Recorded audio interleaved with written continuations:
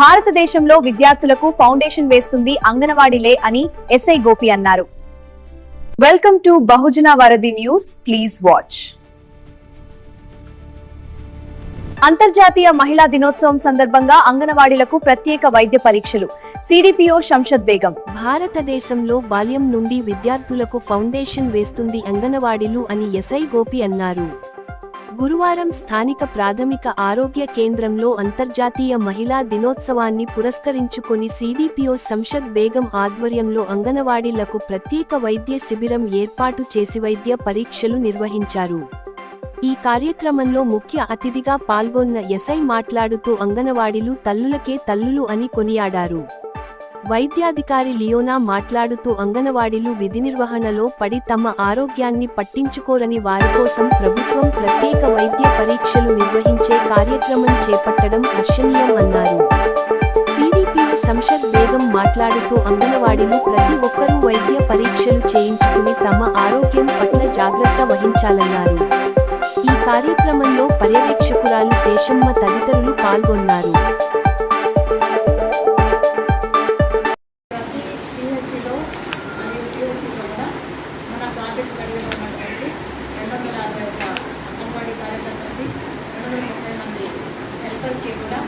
ఆరోగ్య పరీక్షలు చేస్తున్నాము.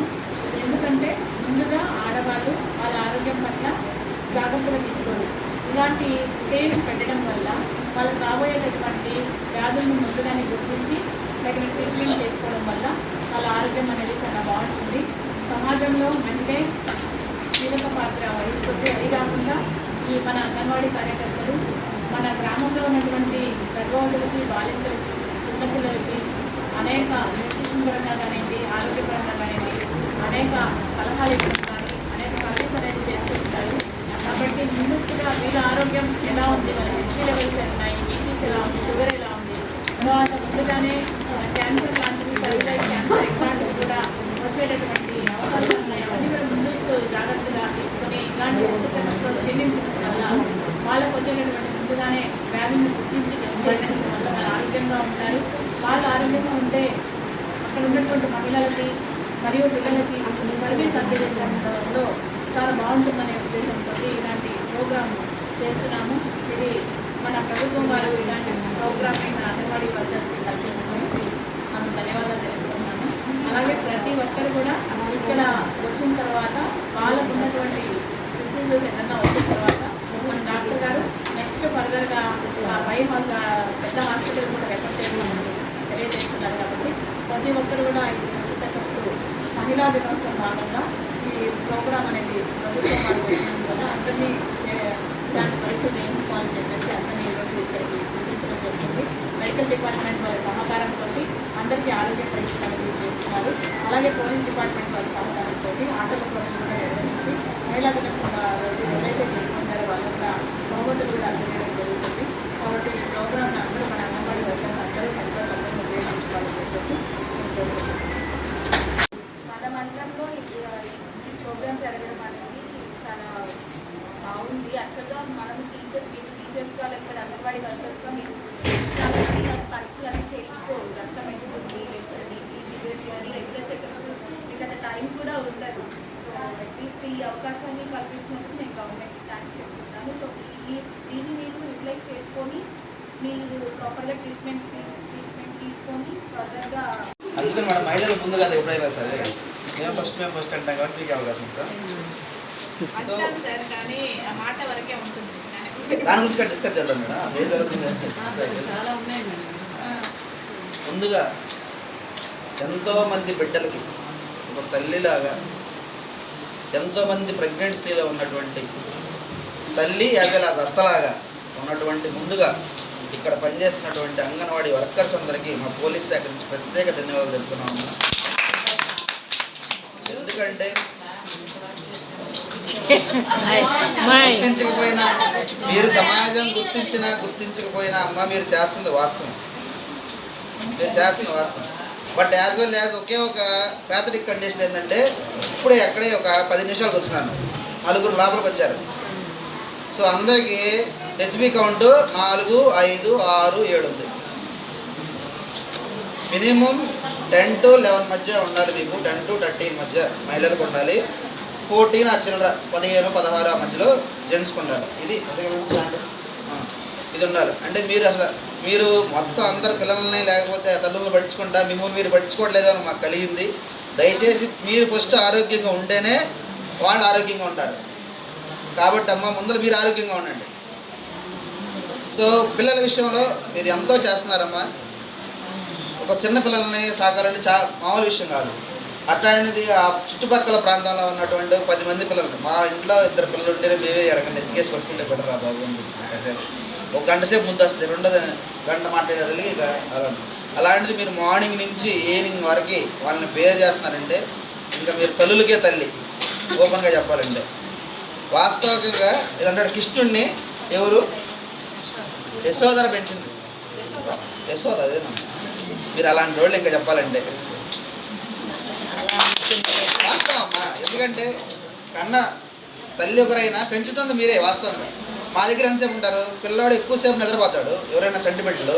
మీరు క్యారీ చేసేదంతా ఎక్కడ స్కూల్. ఇప్పుడు 0 to 6 అంటే ఫస్ట్ ఫీడింగ్ స్టార్ట్ అయిన కాడి నుంచి తల్లులను చూస్తున్నారు.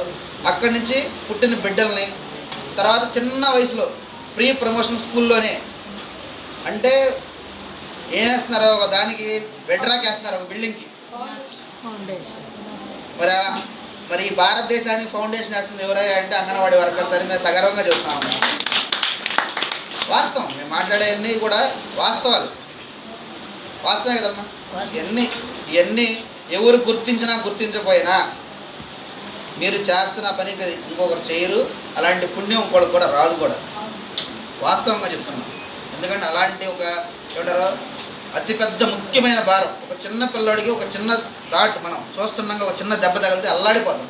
అలాంటిది 20-30 మంది పిల్లల్ని ఒక చాట పెట్టి వాళ్ళని చిన్న వయసులోనే వాళ్ళని కంట్రోల్ పెట్టి వాళ్ళకి ఒక క్రమశిక్షణ అన్నీ నేర్పుతారంటే మీకు ప్రత్యేకమైన హ్యాట్స్ ఆఫ్ చెప్తున్నామమ్మా. ఇందులో డౌటే లేదు. ఇందులో మీ యొక్క సేవలు మరుపురాని.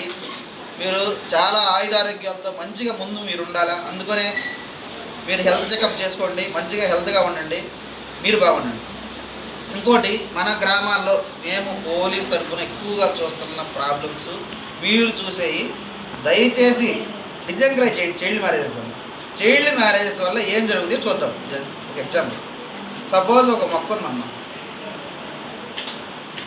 సపోజ్ ఎర్లీగా ఏది చూసే ఉంటారు మీరు, ఎర్లీగా ఫ్రూట్ వచ్చిందనుకో అది పక్వానికి రాదు. ఒక మొక్క పాతాము, అది అనుకోకుండా ఎర్లీగా కానీ ఏదన్నా ఫ్రూట్ వచ్చిందంటే అది ఖచ్చితంగా పక్వానికి రాదు. అట్లనే కానీ ఎర్లీగా కానీ చేస్తే ఒక అంటే మనకి ఎందుకు సార్ 18 సంవత్సరాలు ఎందుకు పెట్టారో ఈ మెడికల్ కౌన్సిల్ ఆఫ్ ఇండియా కానీ వరల్డ్ హెల్త్ ఆర్గనైజేషన్ అవన్నీ ఉన్నాయి.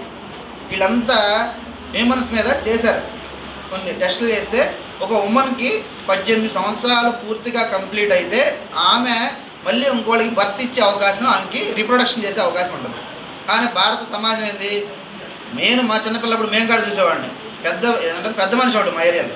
పెద్ద మనిషి అవుతుంది ఇంకా క్వాలిఫికేషన్ ఆయనకి. ఇక నెక్స్ట్ డే ఆ బంతి ఏదో పెడతారు కదా, ఆ రోజు నుంచే సంబంధాలు చూసేవాళ్ళు. దానివల్ల ఉమెన్స్ యొక్క లైఫ్ ఎక్స్పెక్టెన్సీ అనేది తగ్గిపోతుంది అసలు. అంటే వాస్తవికంగా ఏదైతే ఎంజాయ్మెంట్ లేకపోతే ఏదైనా సమాజం గురించి తెలిసే వయసు వచ్చేదానికి ఆ జీవితమే మారిపోయి ఉంటుంది అసలు. సపోజ్ 12 ఏళ్ళకి ఒక అమ్మాయి చేశారనుకోండి మ్యారేజ్, చేస్తే మామూలు వ్యక్తిని చేస్తారా, 25 ఏళ్ళలోనే చేస్తారు. జనరల్గా జరిగేది అదే కదమ్మా. సో ఆయనకి 30 వచ్చేసరికి ఆ అమ్మాయికి ఎంత అవుతుంది వయసు? 52, 53, 55 అయిపోతుంది. వాడేం చేయగలడు? ఇక దీనివల్ల ఎన్ని డిస్రప్షన్ రావాలో ఫ్యామిలీలో, అన్ని రకాల ప్రాబ్లమ్స్ వచ్చేసి ఒక వైపు నాశనం అవుతున్నాయి. మంచిగా ఉన్న వాళ్ళు కూడా చెడుదారి పట్టే అవకాశాలు అవుతున్నాయి. పిల్లలు సరిగ్గా ఉంటున్నారంటే వాళ్ళు ఉండలేదు, ఏదో ఒక లాభం. దయచేసి నేను ఇంకోటి కూడా చెప్తున్నాను, మీ పరిధిలో కానీ తెలిసి మ్యాండకం కానీ జరుగుతుందంటే అడ్డంగా అన్న పడుకోండి అమ్మా చెప్తున్నాను. చెప్పండి వాళ్ళకి మెంటలకి ఇచ్చేటట్టు. లేదా ఒక పిల్లవాడిని మీకు తెలిసిన పిల్లవాడిని తీసుకెళ్ళి ఆయన ఇక్కడ కొడతారని చూపించండి. నేను చెప్తున్నాను మీకు అవకాశం ఉంటుంది కాబట్టి. నేను షాక్ అయ్యా. నేను చెప్తున్నాను కదమ్మా. సరే మనకి ఫస్ట్ అరేంజ్ ఎట్లా చేశారంటే ఒక మ్యాన్ దగ్గర చూశారు. నేను దగ్గరలో పనిచేస్తూ ఉన్నాను.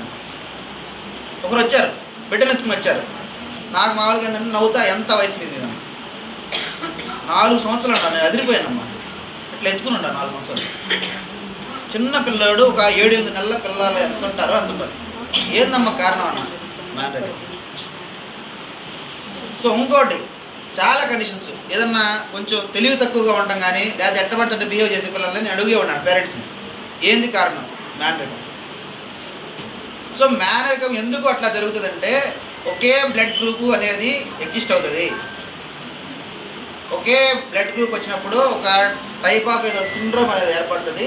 దానివల్ల అబార్ట్ ఎక్కువ అవుతుంది, ఫస్ట్ అబార్ట్ అవుతుంది. ఒకవేళ నిలబడ్డా అయ్యి ఏదో మారులా బ్లాస్ట్లా స్టేట్లో ఏదో ఒక జన్యులోపం వచ్చేసేసి ఖచ్చితంగా ఎఫెక్ట్ అవుతుంది. జన్యులోపం అనేది ఖచ్చితంగా వస్తుంది.